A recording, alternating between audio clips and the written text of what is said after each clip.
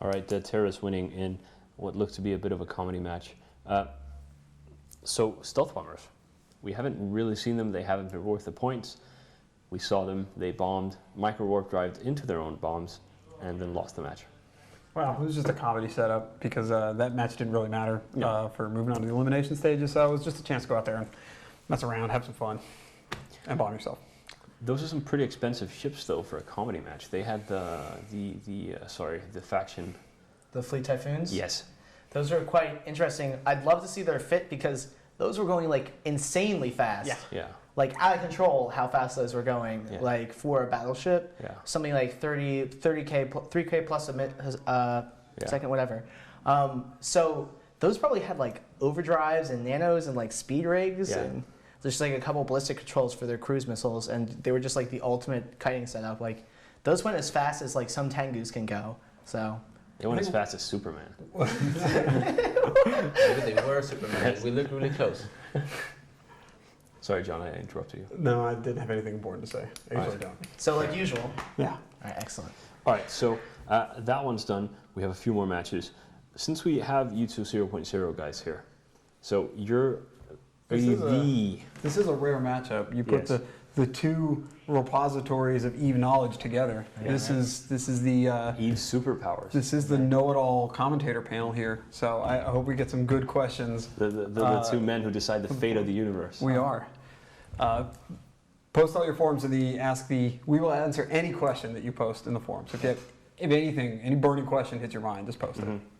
So, Michael Bolt, are you the Test Alliance diplomat or one of the diplomats? I am one of the Test Alliance diplomats. All right. So what do you typically do for people that aren't really engaged in all the political game and all that in EVE Online? So basically, like, different diplomats have different jobs. I mostly, at this point, have carte blanche to do like whatever I want. Yes. So I recently talked to like RVBs. Isn't that a terrifying concept?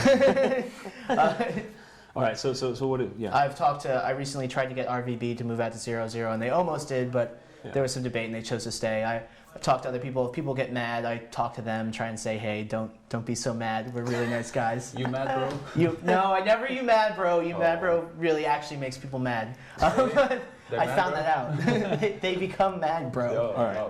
So you don't broker any massive like alliances, deals, or? I'm mostly like the guy who like makes friends with people. Like I got. So you're not very good at your job? No. Okay, so Leachy's another diplomat from Test Alliance, and Walter Stein, another diplomat from Test Alliance, and I sort of like brokered the other two guys brokered PL Test, and then I brokered in goons to try and like get the Mittani into the same chat channels as guys like Greth Telkin from PL, and sort of helped, along with those other two diplomats, try and reform the Bro Pact. All right. Sastro, not a diplomat, but a director. What exactly do you do? I've been doing lots of different stuff with Goons Forum for a long time. There was a point in time when we were, when POSs were still the sovereignty mechanics, where I was the POS director, which was awful and made me want to kill myself. So I was really excited when that mechanic changed. Right now I'm sort of a no official capacity kind of guy. Just do whatever needs to be done, but most importantly, director of medals. I was just about to say, director of medals. I pin gold stars on people when they do a good job. Like, here's your gold star. You be a good goon. Go out there and tackle someone. That's an important role. It is an important role. How many do you hand out? I don't know, a lot. I hand out lots of medals, and sometimes we do something like particularly noteworthy. So I go down like an entire 200-man fleet list, and I give medal to every person. Spend like $1 billion ISK on medals. He handed out a medal to a blue that he shot on the room we had this week, the commentator room. There was a goon rifter wandered up and just started orbiting me, so I was like, oh, I'm just going to kill him. So I killed him. And then I was like, oh, I feel kind of bad, so I'll give him a medal. Did you make a new medal or just pick someone? No, I had one of my long list of past medals. Yeah, Silver Star. Any interesting ones? Throw yourself under the train medal. We have a few that I don't know if they're exactly mentionable right now. We've got some good ones. We've got the Super Cat Purple Heart, or the Purple Dong if you lose a Titan. I don't know. We have a whole list of them that we can't really talk about on TV. Yeah, we can't really talk about on TV. Well, that's wonderful. All right, but let's get back maybe to a little something a little bit contemporary for EVE Online, which is the link to Dust. So you are in Reykjavik, kind of being the link to Shanghai. Yes. How does that work with time difference and all that? It's challenging. Like we are a team. Our team is basically responsible for the link of the two projects, and also that means that a lot of the communication ends up on us. And I spend a lot of time actually, like what Michael Bolton is saying, like a diplomat. You know this. Yes. I have to basically broker deals between Dust and Eve. Like, we want to do this amazing thing, and then it has to come to me, and I come to Soundwave, and the guys like, guys, you should do this. This person's sitting right next to me. Yeah, and then like, you're crazy, you're mad, bro. And it's So you're somewhat of a mediator. yeah, I'm a mediator, and when we kind of brokered an understanding, because usually or always like everyone wants to do the same thing. It's just like cool stuff. It's just so sort of ends up on me and our team to sort of propose the exact specific design of like how we should do this, and we are hero programmers. So to be Nullabor, for instance, hopefully watching. He basically just like we brokered this deal between the two projects. It has to be done exactly like this. Like do it, and then he works all the time, all days. Yeah. You chain him to a desk. And He's stayed there voluntarily so far. He seems to be fairly enthusiastic about just.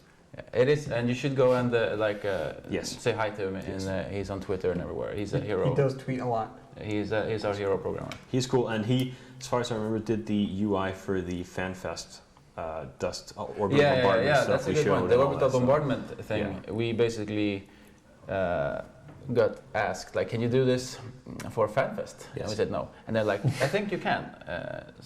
Okay, we can. So keep asking. Yeah. So we had an office next to Hilmar's office. He's like, I went a little bit diplomat style and like, well, if you're gonna make us do this, we're gonna have pizza and an office. So we sat next to Hilmar's office, like just 24/7, couple of days, couple of weeks, making that, and he just like made the the UI and like made it work and everything. It was amazing. is that the sound of the UI working? Yeah. Yes. Like, okay, listen. Well, it worked Or in the shockingly mic. well.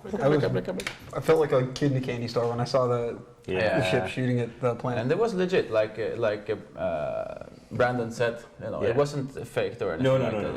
It was completely legit. So, I mean, we might, there was a little bit of a shortcut in terms of the modules, how much cap does the module use, and all sorts of stuff like that. But the technology is there, and it's good stuff. I remember like 2 years ago, you were saying that we were not going to be shooting planets. Like that was not a thing. I never said that. Well, somebody You're said putting it. words in But his mouth. then we asked Nullabor a few more times. Yeah. We're going to be shooting planets, aren't we? It's a great strategy. Have you guys kind of figured out your game plan for where you want to go, or are you still sort of asking people a lot more to make stuff happen? We come past asking now. Oh, that looks crazy. Yeah.